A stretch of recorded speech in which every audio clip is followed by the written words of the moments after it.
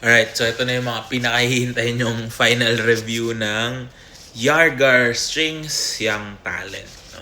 So, medyo natagalan yung final review ko kasi I really wanted to test out yung durability niya.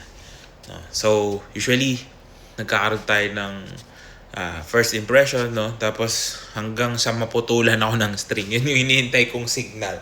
Although, pwede natin sabihin maganda rin na late ko na siya magagawa. Ibig sabihin, tumagal siya. No? So, we did the first impressions review on these strings last January. Parang January 1 nga yata or 2, something like that. Ngayon, it's almost the end of April and magpapalit na ako. Not because naputol na siya, but because hindi ko na siya matono. Which is almost the same thing. Anyway, so durability-wise, no, maayos naman. Tumagal siya for almost 5 months. Kasi nga, magme-May na din naman. No? So, ito na yung itsura niya ngayon. Ayan, pakita muna natin. So, medyo deteriorated na yung E string. Yung A string, medyo magaspang na din, pero hindi siya nagbabalat.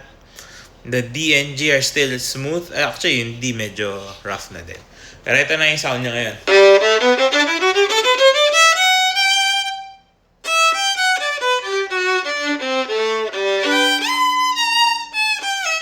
So, ayan, gano'n na.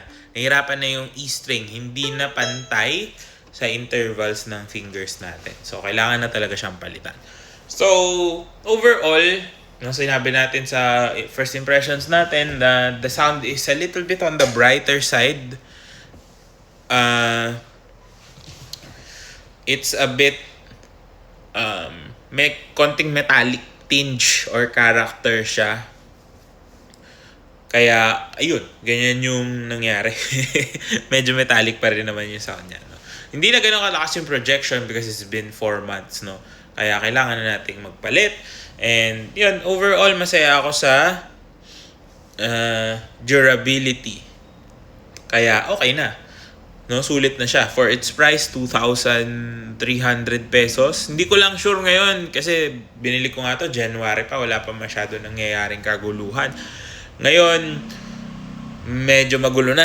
Hindi ko alam kung nagkaroon ng price increase, no? Pero yan yung price na nabili ko siya for 2,300 pesos. So I would say sulit na siya, no, for intermediate, for advanced players, no, even professionals that are looking for strings that are a bit on the cheaper side, lalo na kapag off-season, lalo na kapag wala masyadong concerts, no, yung mga gigs lang, events lang yung tugtog na naka-mic naman. Kahit pa paano, hindi mo kailangan ng sobrang mamahaling strings to project. Although maganda yung projection niya, no, I could compare it with the competitors na strings niya would be Pirastro Violino.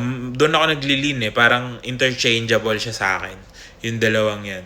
So, Young Talent and the Violino. And then, of course, Larsen Aurora. Although yung Aurora medyo mas metallic pa. So, ito medyo nasa gitna siya ng warm and metallic. Very straightforward sounding. Kung ano yung gusto mong palabasing tunog, kaya niyang palabasin. Okay? So again, for its price, sobrang sulit niya. Maganda yung durability. Tuning stability is also good. Hindi ako nahirapan. Hindi ako naka-experience nung sobrang na-out of tune siya pag matagal na iiwan sa case. Or nung tinutono ko siya, nung alam ko, nung nagpalit ako, hindi rin naman ganun ka tagal siyang unstable. Parang 20 minutes, stable na siya. So, wala naman naging masyadong problems. And, I guess yun lang, no? 4 months, 5 months, sulit na yun. Kasi, basically, yung ibang strings na na-try natin, at this price point, 2 months, 3 months lang. No? So, 1 month longer. Kung wala akong masyadong performances, siguro hindi ko pa rin papalitan, di ba? Pero kasi may mga upcoming tayo na performances, that's why I need to keep my instrument in tip-top shape, maayos yung strings, madali itono, hindi nawawala sa tono kasi makaka-apekto na siya sa pagtugtog mo. So, hindi kailangan maputol, pero pag once na hindi na siya well-calibrated. Ayan. Kasi ito, kahit tinotono mo na siya, pag tumipa ka, wala sa tono talaga. So, sulit na ROI na dyan. No? So again, kung gusto nyo i-check, alam ko kay Shanyun Music merong available nito. I'm just not sure about the price, no? Pero last time nga, January, 2,300 pesos. So, cheaper than the other options, no? So, a good replacement for Dominant siguro at a cheaper price point. Kung tataas man to, if it's still less than 3,000, it's still a good buy for me, ha. Yun yung opinion ko on these strings.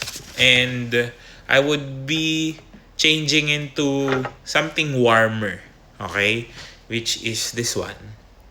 Galing pa Tom Lee, no?